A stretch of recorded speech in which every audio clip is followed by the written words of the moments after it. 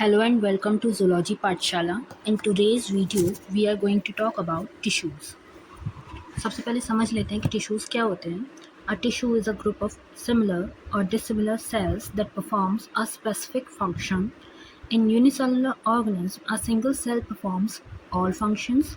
In multicellular organisms, cells are specialized and grouped into tissues. They are saying that tissues जो होते हैं वो एक टाइप का ग्रुप हो गया हमारा, जिसमें हमारे या तो सिमिलर टाइप के सेल्स होंगे, ठीक है, या फिर डिसिमिलर सेल्स हो सकते हैं जो मिल करके एक कोई स्पेसिफिक फंक्शन हमारी बॉडी में परफॉर्म कर रहे हों. अगर हम यूनिसेलुलर ऑर्गेनिम्स की बात करें तो उसमें जो एक सिंगल सेल होता है वही सारे फंक्शंस को परफॉर्म करता है. लेकिन अगर हम मल्टी सेलुलर ऑर्गेनिम्स की बात कर रहे हैं जिनमें काफ़ी सारे सेल्स प्रेजेंट होते हैं, तो उनमें जो सेल्स होते हैं वो स्पेशलाइज्ड होते हैं हर एक फंक्शन के हिसाब से, ठीक है, और उनको ग्रुप किया जाता है और टिश्यूज़ बनाए जाते हैं, टिश्यूज़ बनते हैं उनसे जिनसे वो फंक्शन जो है परफॉर्म होता है. अब अगर हम टाइप्स ऑफ टिश्यूज़ देखें तो सबसे पहले तो हम प्लांट टिश्यू और एनिमल टिश्यू में इनको क्लासिफाइड करेंगे. प्लांट टिश्यू का आपको डायग्राम दिख रहा होगा और एनिमल टिश्यूज़ में भी आपको टाइप्स ऑफ टिश्यूज़ दिख रहे होंगे. प्लांट टिश्यूज़ की अगर हम बात करें तो इसमें आपको ये डर्मल लेयर जो दिख रही है ये हमारी क्या होती है, सबसे आउटर लेयर होती है जिसे हम एपिडर्मिस बोलते हैं, ठीक है. इसके अंदर का जो सबसे अंदर का जो पार्ट होता है वहाँ पे हमारे वेस्कुलर टिश्यूज़ प्रेजेंट होते हैं जिसमें हमारा जाइलम और फ्लोएम होता है जो हमारा फूड और वाटर ट्रांसपोर्ट का वर्क करता है. और बीच में ये जो पार्ट होता है ये हमारा ग्राउंड टिश्यूज़ कहलाते हैं, ठीक है. अगर हम वैसे ही एनिमल टिश्यूज़ की बात देखें तो उसमें हमारी स्मूथ मसल टिश्यूज़, ठीक है, loose connective tissues, nervous tissues, blood और कॉलुमिनर एपिथेलियम, ऐसे टिश्यूज़ जो है हमारे एक ऑर्गन में देखने के लिए अलग अलग टाइप्स के भी देखने के लिए मिलते हैं. अब हम बात कर लेते हैं प्लांट टिश्यूज़ के बारे में. प्लांट टिश्यूज़ में सबसे पहले हमारा आएगा मेरिस्टेमेटिक टिश्यूज़. मेरिस्टेमेटिक टिश्यूज़ का अगर हम फंक्शन देखें तो इनका फंक्शन होता है प्लांट की ग्रोथ करना, ठीक है. जो उसकी हाइट बढ़ रही है, लेंथ बढ़ रही है, वो ग्रोथ जो हो रही है उसमें जो लीव्स का फॉर्मेशन हो रहा है, उसकी जो प्रॉपर मतलब जर्मिनेशन से जो उसका प्रोसेस होकर के वो एक ट्री का शेप ले रहा है या एक पूरे प्रॉपर मैच्योर प्लांट का रूप ले रहा है, वो फंक्शनिंग जो होती है वो मेरिस्टेमेटिक टिश्यूज़ के द्वारा होती है. अगर हम इसकी कैरेक्टरिस्टिक्स देखें तो इसके सेल्स जो होते हैं वो स्मॉल होते हैं, थिन वॉल्ड होते हैं और उनका न्यूक्लियस जो होता है वो लार्ज होता है, ठीक है. इसमें कोई इंटरसेलुलर स्पेसेस प्रेजेंट नहीं होते. इस टिश्यू के सेल्स में जो है कोई भी स्पेस प्रेजेंट नहीं होता. जैसे आपने सॉलिड का स्ट्रक्चर पढ़ा होगा ना, सॉलिड में क्या है, जो मॉलिक्यूल्स होते हैं उसके बीच में गैप प्रेजेंट नहीं होता, वैसे ही इसमें भी कोई भी इंटरसेलुलर स्पेस प्रेजेंट नहीं होता. ये डिवाइड होते रहते हैं, एक्टिवली डिवाइडिंग होते हैं, मतलब कि ये रेगुलर अपना डुप्लीकेशन कह लो या डिवीजन कह लो, सेल डिवीजन इसमें होता रहेगा, ठीक है. इसमें जो है कि टिश्यूज़ न्यू फॉर्म होते रहेंगे सेल डिवीजन के बाद में. अगर हम टाइप्स ऑफ मेरिस्टेमेटिक टिश्यूज़ के बारे में देखें कि उनका लोकेशन क्या है या उनकी फंक्शनिंग क्या है, तो हमारे 3 टाइप्स होते हैं. फर्स्ट हो गया हमारा एपिकल. एपिकल टिश्यू जो होता है वो हमारे रूट या फिर शूट की जो टिप्स होती हैं वहाँ पे प्रेजेंट होता है. इनका काम होता है कि ये लेंथ को इंक्रीज़ करें. अगर हम लेटरल मेरिस्टेम की बात करें तो ये हमारे कैम्बियम में प्रेजेंट होते हैं और इनका काम होता है कि ये थिकनेस को मतलब कि बढ़ाएं या फिर उसको मोटा करें, उसकी जो तना होगा पेड़ का उसको फॉर्म करने का काम करें. इंटरकैलरी अगर हम देखें टिश्यूज़ के बारे में तो ये हमारे लीव्स या फिर इंटरनोड्स जो होते हैं उनका जो बेस होता है वहाँ पे प्रेजेंट होते हैं और ये जो नोड्स हैं उनकी लेंथ को बढ़ाने में, उन 2 नोड्स के बीच की लेंथ को बढ़ाने में वर्क करते हैं. अब अगर हम आगे देखें तो हमारे इसमें आगे next permanent tissue. Permanent tissue अगर हम देखें तो ये मेरिस्टेमेटिक टिश्यू से ही फॉर्म होते हैं. जब मेरिस्टेमेटिक टिश्यू अपनी एबिलिटी लॉस कर देंगे, ठीक है, उनमें डिवाइड होने की एबिलिटी ख़त्म हो जाएगी, तब वो जा कर के परमानेंट टिश्यूज़ का फॉर्मेशन करते हैं, ठीक है, परमानेंट टिश्यू में चेंज हो जाते हैं. अब इसके अगर हम टाइप देखें तो परमानेंट टिश्यूज़ भी 2 टाइप के होते हैं. फर्स्ट होता है सिंपल परमानेंट टिश्यू और सेकंड होता है कॉम्प्लेक्स परमानेंट टिश्यू. अगर हम सिंपल परमानेंट टिश्यूज़ की बात करें तो इसमें भी हमारे 3 टाइप्स के टिश्यूज़ पाए जाते हैं. Parenchyma tissue, collenchyma tissue and sclerenchyma tissues. अब ये क्या होते हैं पैरेंकाइमा, कॉलेनकाइमा और स्क्लेरेंकाइमा, ये देखते हैं। पैरेंकाइमा का क्या काम होता है, इसका अगर हम स्ट्रक्चर देखें तो ये लिविंग होगा, ठीक है, अनस्पेशलाइज्ड सेल्स होंगे और इसमें वैक्यूल जो होगा वो लार्ज होगा, यहाँ पे आप देख सकते हैं, ठीक है। इसका फंक्शनिंग क्या होगी, ये फोटोसिंथेसिस करेगा क्लोरेनकाइमा जो कि इसमें प्रेजेंट रहता है, ठीक है, और स्टोरेज करने का फूड को, और जो बियॉन्सी होती है वो भी ये प्लांट में परफॉर्म करता है, ठीक है। कॉलेनकाइमा का अगर हम स्ट्रक्चर देखें तो इसमें जो सेल्स होते हैं वे इलोंगेटेड होते हैं, लंबे लंबे होंगे, ठीक है, और इनकी थिकनिंग जो होगी कॉर्नर्स में वो इरेगुलर होगी, कहीं पे थोड़ा मोटा होगा, कहीं पे अलग मोटा होगा, ठीक है, ये आपको देखने के लिए मिल रहा होगा। इसका अगर हम फंक्शन देखें तो ये प्लांट को फ्लेक्सिबिलिटी प्रोवाइड करता है और सपोर्ट प्रोवाइड करता है, ठीक है। और अगर हम थर्ड टॉपिक देखें जो हमारा स्क्लेरेंकाइमा है, उसका स्ट्रक्चर कैसा होता है, ये डेड सेल्स होते हैं जिनकी वॉल बहुत ज़्यादा थिक होती है और इनमें कोई भी इंटरसेलुलर स्पेस नहीं होता। इनका फंक्शन क्या होता है, ये मैकेनिकल सपोर्ट जो है वो प्रोवाइड करते हैं। अब आप एक बार तीनों को इन डायग्राम्स के ज़रिए समझिए।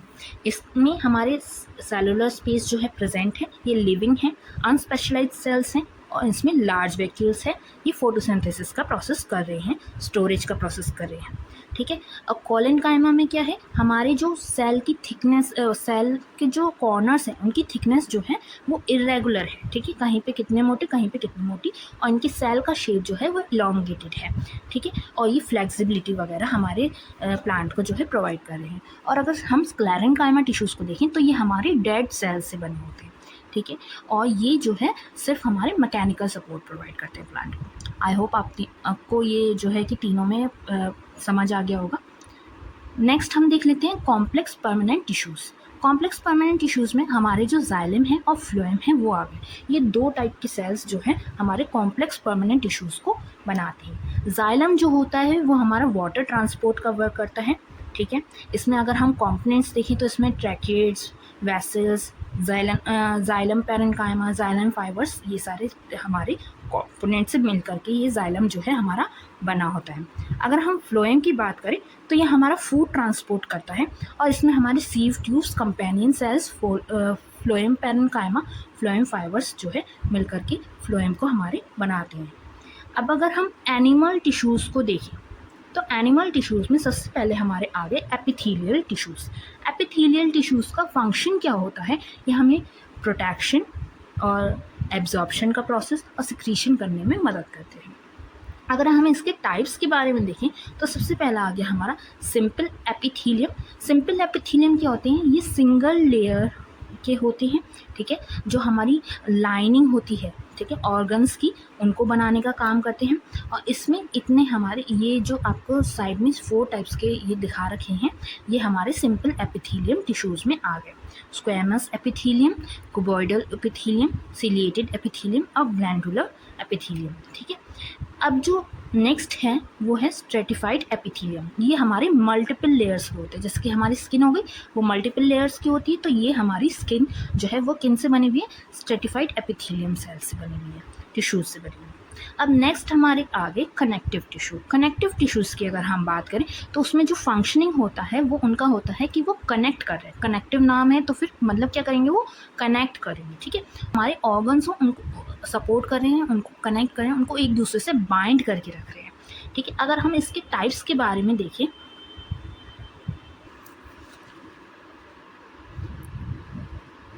अगर हम टाइप्स ऑफ कनेक्टिव टिश्यू के बारे में बात करें तो ये 7 टाइप्स के होते हैं। इसमें हमारा फर्स्ट आ गया एरियोलर टिश्यू, जो हमारी स्किन और हमारे मसल्स के बीच में प्रेजेंट होते हैं। सेकंड हमारा आ गया एडिपोज टिश्यू, जहाँ पे हमारा फैट जो है वो स्टोर होता है। थर्ड हमारे आ गए लिगामेंट्स, जो हमारे बोन से बोन को कनेक्ट करता है। फोर्थ हमारे आगे टेंडन्स, जो हमारे मसल्स को हमारे बोन से कनेक्ट करता है। फिफ्थ हमारे आगे कार्टिलेज। कार्टिलेज जो है हमारा फ्लेक्सिबल टाइप के स्ट्रक्चर होता है, जो कि हमारा ईयर और नोज़ में प्रेजेंट रहता है। फिर हमारा सिक्स्थ आ गया बोन्स। बोन्स जो है हार्ड सब्सटेंस है, जो हमारी बॉडी को स्ट्रक्चरल सपोर्ट प्रोवाइड करती है, ठीक है। कैल्शियम्स की बनी होती है और भी एलिमेंट्स की मिलकर की बनी होती हैं। फिर हमारा सेवेंथ आ गया ब्लड। ब्लड जो एक फ्लूइड है और कनेक्टिव टिश्यूज़ का काम करता है, जो हमारी बॉडी में पूरी बॉडी में जो है प्रेजेंट रहता है। अब आगे हम देख लेते हैं हमारे थर्ड जो टिश्यूज़ आ गए वो आ गए हमारे मस्कुलर टिश्यू। मस्कुलर टिश्यूज़ का अगर हम फंक्शन देखें तो ये हमारे मूवमेंट में हमारी मदद करते हैं।